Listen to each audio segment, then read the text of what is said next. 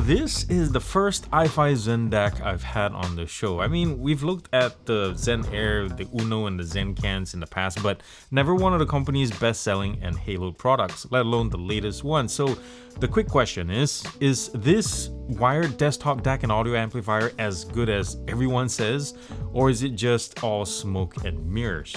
Either way, let's chew on this. The iFi Audio Zen DAC 3 retails for $230 in this single colorway, and to be honest guys, if you really dig down into the specs and everything, it is pretty much identical to the Zen DAC 2 with some upgrades. Now you have high-res support for 768 kHz sampling rate and DSD 512 playback, basically double that of the previous gen.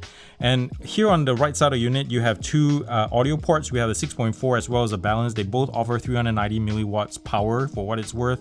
And I also noticed that the ports have this nicer, more solid insertion field than the older or lesser models. So maybe iFi has upgraded that. I can't 100% confirm it.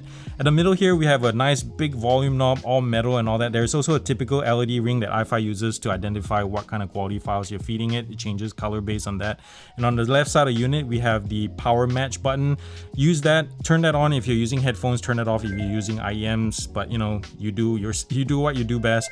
And also here on the next to that is the X-Base Plus button, and I'll talk more about SQ later on in the show. At the back, we have another big change. We moved on from USB-A to USB-C for data as well as power. So you can power this device straight off a mobile phone or a laptop or something, but if you need more juice, there's a dedicated 5-volt port right here. Unfortunately, iFi does not include a power brick. We have to buy proprietary from them, or if you have your own, you can use that as well. There's a few more outputs here, RCA for active speakers, as well as another balance output right here. Now, there is a fixed variable switch right here that allows for preamp functionality. You can use fix when connected to an external amp or amplifier, and then you switch to variable when connected to active speakers. I don't think I've ever heard Susannah McCorkle's Saliva Pops, of all things, sound so clean and so sublime as she sings The Waters of March than on this thing. And I know that's an odd thing to focus on or to start off with, but on other DACs, at least at this price point, those pops somehow sound less convincing and less organic. Anyways, another artist, and this time someone who I think almost perfectly matches the qualities of the DAC 3, is anything by Stacey Kent, like Photograph or The Ice Hotel. And if you know her, she's known for her warm and calm mezzo-soprano vocals that she conveys with subtlety and nuance, all of which are pretty much exactly what the iFi does so well. Kent also has this thing for expressive delivery and meticulous phrasing, which again are the ideal pairing for this device. Now, X-Base Plus is not my thing, so let the hate mail begin on that one. And I found it muffling on most headphones because the stock tune without it is slightly warm anyway, so throwing in extra bass just overpowers the mids too much, I feel. Granted, the bass response remains tight, and X-Base is supposed to be more refined and composed than the older True Bass technology, but really, unless you're using flat sounding headphones like an HD 490 Pro or ATH50X that would benefit from the low end lift, or if you just want to satisfy your occasional bass cravings, my ears beg to differ. Power Match, on the other hand, is like whipped cream topping with a cherry on top. Yes, there's a slight 3 to 4 dB bump that seems to wake up all but the most power hungry headphones. It's so unobtrusive, I tend to keep it on all the time. Soundstage and imaging are more intimate than other DAC-AM combos out there, even on source tracks that aren't narrow sounding to begin with. But at least they're accurate, you know, and also the depth perception is pretty darn good. And really, I would say that this sort of intimacy is part of iFi's modern signature at this point. Now, a little off tangent here, but maybe slightly related, but I've asked iFi to loan me a Valkyrie, yes, and it'd be interesting to see if that top-of-the-line wallet-draining black hole is massively different from this.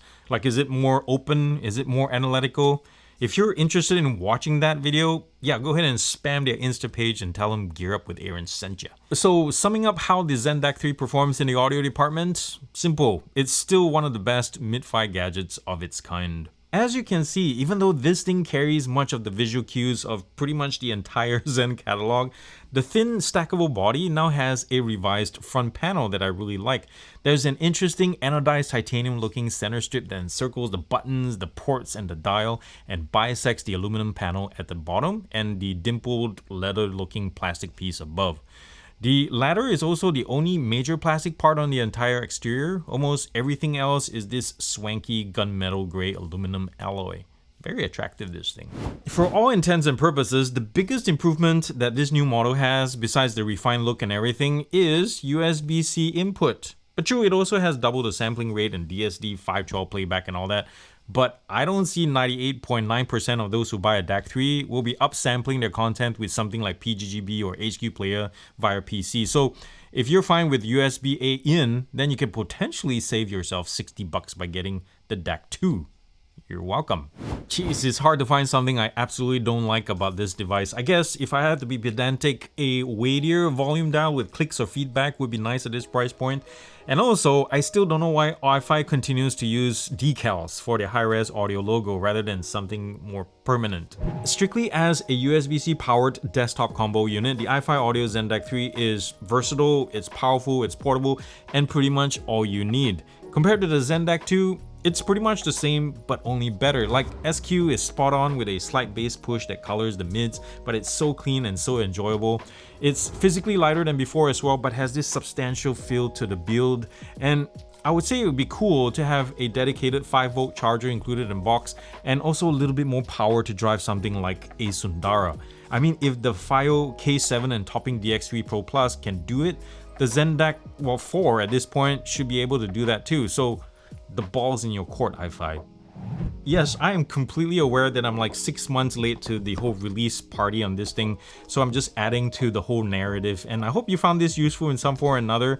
And if you'd like to see more videos like this, you know what to do. Like, subscribe, and all of that. Thank you so much for watching, guys. Thanks to iFi for sending this over. And again, if you'd like to see the Valkyrie video, let us know down in the comments. Just light that up and let iFi know about what you want to see. And again, thank you so much for being here, guys. You guys are the best audience ever. And remember to do something loving and kind for somebody in this world, because guess what? The world needs it more than ever if you haven't seen the news, and it starts with you. I love you all very much. Peace out and God bless.